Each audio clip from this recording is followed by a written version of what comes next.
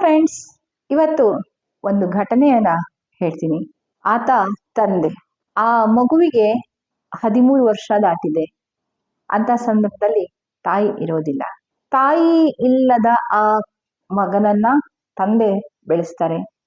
ಆ ತಂದೆ ಬೆಳೆಸುವಾಗ ಆ ಮಗುವಿಗೆ ತಾಯಿಯನ್ನ ಕಳೆದುಕೊಂಡಿದ್ದಾದ್ರೆ ತಂದೆಯನ್ನ ಅಕ್ಸೆಪ್ಟ್ ಮಾಡ್ಕೊಳ್ಳೋದು ದೊಡ್ಡ ಸಮಸ್ಯೆ ಆಗಿರುತ್ತೆ.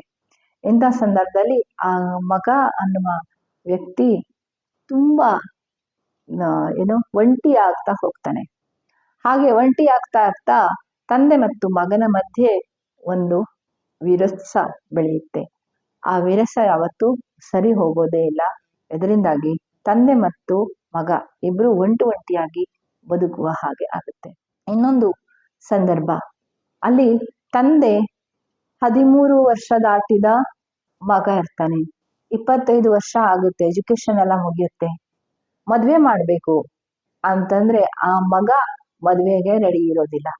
ಯಾಕೆ ಅಂತ ಕೇಳಿದ್ರೆ ಆತನಿಗೆ ತಾಯಿ ಇಲ್ಲ. ತಂದೆಯ ರಕ್ಷಣೆಯಲ್ಲಿ ಬೆಳೆದ ಮಗ ಇವಾಗ ಬೇರೆ ಹೆಣ್ಣು ಮಕ್ಕಳನ್ನ ಒಪ್ಪಿಕೊಳ್ಳೋದಕ್ಕಾಗ್ಲಿ, ಹೆಣ್ಣು ಮಕ್ಕಳನ್ನ ಹತ್ರ ಬಿಟ್ಕೊಳ್ಳೋದಕ್ಕಾಗ್ಲಿ ರೆಡಿ ಇರೋದಿಲ್ಲ.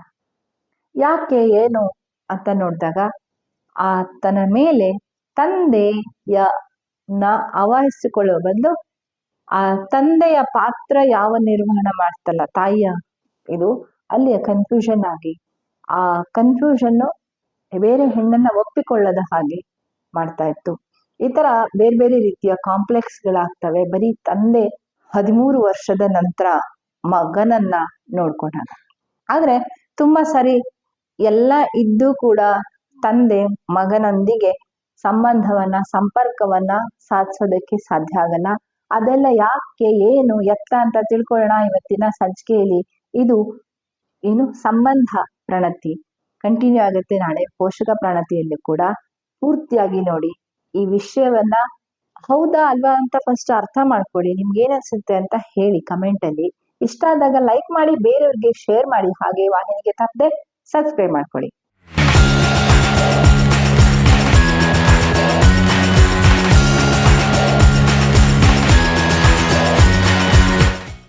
ಫ್ರೆಂಡ್ಸ್, ಇದು ಒಂದು ಸೈಕಾಲಜಿಕಲ್ ಆಗಿರುವಂತಹ ಅಧ್ಯಯನ ಮತ್ತು ಅನುಭವದಿಂದ ತರ್ತಾ ಇರುವಂತಹ ಸಂಚಿಕೆ. ಇಲ್ಲಿ ಮನುಷ್ಯನ ಮನಸ್ಸು, ಅಹಮ್ಮು ಎಲ್ಲ ಬೆಳೆಯುವ ಪ್ರಕ್ರಿಯೆ ಇರುತ್ತೆ. ಹಾಗಾಗಿ ನಿಮ್ಮ ಜೀವನದಲ್ಲಿ ಒಂದು ಹೊಸ ಬದಲಾವಣೆ ಸಾಧ್ಯ ಆಗ್ಬೋದು. ನಿಮ್ಮ ಎಷ್ಟೋ ಒಳಗಡೆಯ ಪ್ರಶ್ನೆಗಳಿಗೆ ಉತ್ತರ ಸಿಗ್ಬೋದು. ಹಾಗಾಗಿ ಪೂರ್ತಿಯಾಗಿ ಈ ಸಂಚಿಕೆಗಳನ್ನ ನೋಡಿ. ಆಮೇಲೆ ಇವಾಗ ತಂದೆ 13ರಿಂದ 25 ವರ್ಷದ ಒಳಗಡೆಯ ವರ್ಷದ ಮಗನ ಜೊತೆ ಹೇಗಿರ್ಬೇಕು, ಅಲ್ಲಿ ಆ ತಂದೆಯ ಪಾತ್ರ ಏನು, ಓಕೆ, ತಂದೆಯ ಪಾತ್ರ.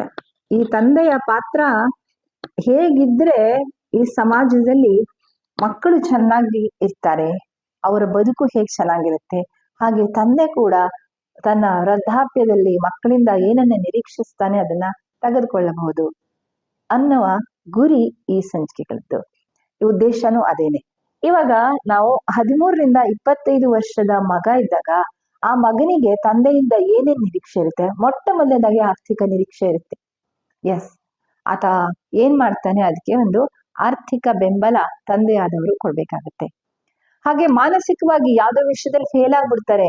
ಉದಾಹರಣೆಗೆ ಹುಡುಗಿಯರ್ ರಿಜೆಕ್ಟ್ ಮಾಡ್ಬಿಡ್ತಾಳೆ, ಯಾವ್ದೋ ಪ್ರೀತಿಸಿದ ಹುಡುಗಿ ರಿಜೆಕ್ಟ್ ಮಾಡ್ತಾಳೆ, ಅಥವಾ ಹುಡುಗಿ ಕೈ ಕೊಟ್ಬಿಟ್ಟು ಹೋಗ್ತಾಳೆ, ಇನ್ನೇನೋ ಪ್ರಾಬ್ಲಮ್ ಆಗುತ್ತೆ. ಆಗ ಅಪ್ಪನ ಹತ್ರ ಬಂದು ಹೇಳಿಕೊಳ್ಳುವ ಸಂದರ್ಭ ಇದೆಯಾ? ಆ ತರ ಒಂದು ಮುಕ್ತ ವಾತಾವರಣ ಅಥವಾ ಒಂದು ಪ್ರೀತಿಯ ವಾತಾವರಣ ನೀವು ಕಲ್ಪಿಸಿದೀರಾ ತಂದೆಗೆ? ಇದನ್ನು ನೋಡಿ. ಹಾಗೆ ಅದು ಮಾನಸಿಕ ಬೆಂಬಲ. ಹಾಗೆ ನೈತಿಕವಾಗಿ ಆತ ರೌಡಿಸಮ್ಮು ಅಥವಾ ಆತ ಫ್ರೆಂಡ್ಸು ಯಾರಿದ್ದಾರೆ, ಏನಿದೆ, ಅದನ್ನೆಲ್ಲ ನೀವು ಹತ್ರದಿಂದ ತಿಳಿದುಕೊಳ್ಳುವ ಜವಾಬ್ದಾರಿ ಇದೆ. ಕೇವಲ ಅದನ್ನ ಅಮ್ಮನ ಪಾಡಿಗೆ ಬಿಟ್ಬಿಟ್ಟು ನಾಳೆ ಅಮ್ಮನ ಮೇಲೆ ಎತ್ತು ಹಾಕುವ ಬೇಜವಾಬ್ದಾರಿತನ ಸಲ್ಲ. ಅದು ಏನಿದ್ರು ತಂದೆಯ ಕೆಲಸ. ಯಾಕಂದ್ರೆ ಬೆಳೀತಾ ಹೋದಾಗ ಮಗ ತಾಯಿಯಿಂದ ಸ್ವಲ್ಪ ದೂರ ಆಗ್ತಾ ಬರ್ತಾನೆ. ಯಾಕಂದ್ರೆ ತಾಯಿ ವಿರುದ್ಧ ಲಿಂಗಿ ನಾಚಿಕೆ ಬರುತ್ತೆ, ಮಾನ ಮರ್ಯಾದೆ ಬರುತ್ತೆ. ಇನ್ನೊಂದು ಸಮಸ್ಯೆ ಅಲ್ಲಿ ಇರುತ್ತೆ, ಏನಂದ್ರೆ ವಿರುದ್ಧ ಲಿಂಗಗಳಾಗ್ತವೆ. ಚಿಕ್ಕ ಮಗುವಾಗಿದ್ದಾಗ ತಾಯಿಯನ್ನ ಕಚ್ಚಿಕೊಳ್ಳುವ ಗಂಡು ಮಗು ದೊಡ್ಡಾಗ್ತಾ ಆತ ಒಂಟಿ ಆಗ್ತಾ ಹೋಗ್ತಾನೆ. ಇವಾಗ ನೀವು ಸಪೋರ್ಟಿ ನಿಲ್ಬೇಕು.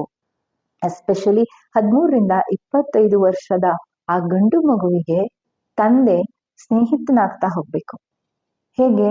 ಆತನ ಓದು ವ್ಯವಹಾರಗಳ ಮೇಲೆ ನಿಗಾ ಇಡುವಂಥದ್ದು, ಪ್ರೀತಿ ಮಾಡಿ ಆ ವ್ಯಕ್ತಿಯ ವಿಶ್ವಾಸವನ್ನ ಗಳಿಸುವಂಥದ್ದು, ಆತನಿಗೆ ಏನ್ ಬೇಕು ಏನ್ ಬೇಡ ಹೇಗೆ ತಾಯಿ ನೋಡ್ಕೊಳ್ತಾ ಇದ್ಲಲ್ಲ ಈ 13 ವರ್ಷ, ಇನ್ಮೇಲೆ ತಂದೆ ಆ ಕೆಲಸವನ್ನ ಮಾಡ್ಬೇಕಾಗತ್ತೆ ಹುಡುಗನ ವಿಷಯದಲ್ಲಿ.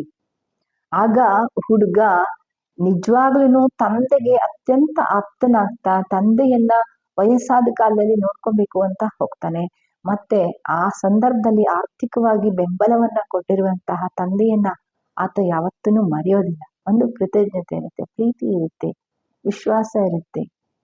ಅದೇ ನೀವು ಆ ಒಂದು ಸಂದರ್ಭದಲ್ಲಿ ಆರ್ಥಿಕವಾದ ಯಾವುದೇ ಜವಾಬ್ದಾರಿ ತೆಗೆದುಕೊಂಡಿಲ್ಲ, ಆತನನ್ನ ಕಡೆಗಾಣಿಸ್ಬಿಟ್ಟಿದ್ದೀರಾ, ಅಥವಾ ಆತನ ವಿರುದ್ಧವಾಗಿ ಯಾವ್ದೋ ಹುಡುಗಿನ ಪ್ರೀತಿಸ್ತಾಳೆ ಅವ್ರು ಬೇಡ ಹಾಗೆ ಹೀಗೆ ಅಂತ ಆ ಹುಡುಗಿನ ಹ್ಯುಮಿಲಿಯೇಟ್ ಮಾಡುವಂಥದ್ದು, ಅವನ ಮನಸ್ಸಿಗೆ ವಿರುದ್ಧವಾಗಿ ತುಂಬಾ ಏನೇನೋ ಮಾಡುವಂಥದ್ದು, ಅದರಿಂದಾಗಿ ಆ ಮಗನ ವಿಶ್ವಾಸವನ್ನು ಪ್ರೀತಿಯನ್ನು ಕಳ್ಕೊಳ್ಳುವಂಥದ್ದು ಮಾಡಿದ್ರೆ ಆ ಮಗನ ಮೇಲೂ ಪರಿಣಾಮ ಬೀರುತ್ತೆ, ಮಗ ಮತ್ತು ಮಗನ ಜೀವನದ ಮೇಲೂ ಪರಿಣಾಮ ಬೀರುತ್ತೆ, ಹಾಗೆ ನಿಮ್ಮ ಮತ್ತು ನಿಮ್ಮ ಜೀವನದ ಮೇಲೂ ದೊಡ್ಡ ಪರಿಣಾಮ ಬೀರುತ್ತೆ. ಇದನ್ನ ನೆನಪಿನಲ್ಲಿ ಇಟ್ಕೊಳ್ಳಿ. ಈ ಸಂದರ್ಭದಲ್ಲಿ ಆರ್ಥಿಕ, ನೈತಿಕ, ಸಾಮಾಜಿಕ ಇದಾಗ್ಲೇ ಆಗೋಗಿರುತ್ತೆ. ಆಲ್ರೆಡಿ 13 ವರ್ಷದೊಳಗಡೆ ಮಾಡ್ಬಿಟ್ಟಿರ್ತೀರ.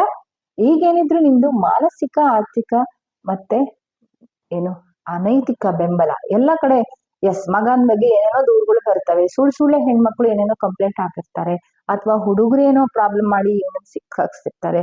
ಇಂಥ ಸಂದರ್ಭದಲ್ಲೆಲ್ಲ ನೀವು ಮಗನ ಮೇಲೆ ವಿಶ್ವಾಸ ಇಟ್ಟು ಅವನ ಮಾತುಗಳನ್ನ ಕೇಳಿಸ್ಕೊಂಡು ಮುಂದುವರಿಬೇಕಾಗಿದೆ. ತುಂಬಾ ಸರಿ ಅಪ್ಪಂದಿರಿಗೆ ಅದು ಚಿಕ್ಕಂದಿನಿಂದ ಒಂದು ರೀತಿಯ ಈ ಇಡಿಪಸ್ ಕಾಂಪ್ಲೆಕ್ಸ್ ಅನ್ನೋದು ಇರುತ್ತೆ.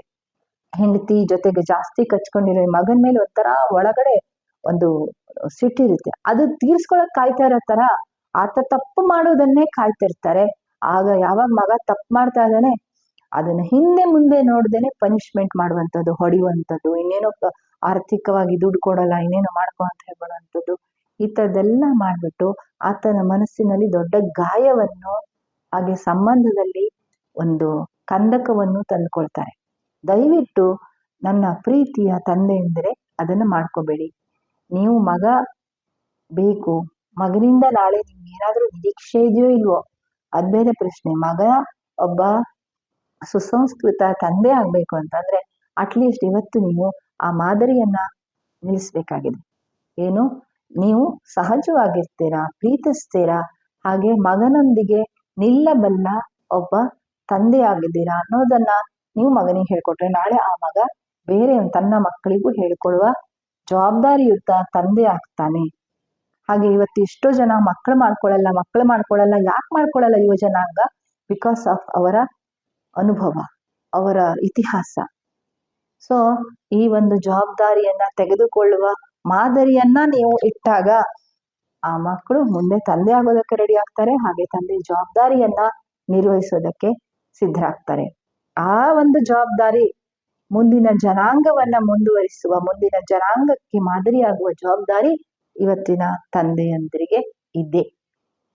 ಇದು ಅರ್ಥ ಆದಾಗ ನಮ್ಮ ಸಮಾಜ ತುಂಬಾ ಉತ್ತಮ ಸ್ಥಿತಿಗೆ ಬರುತ್ತೆ.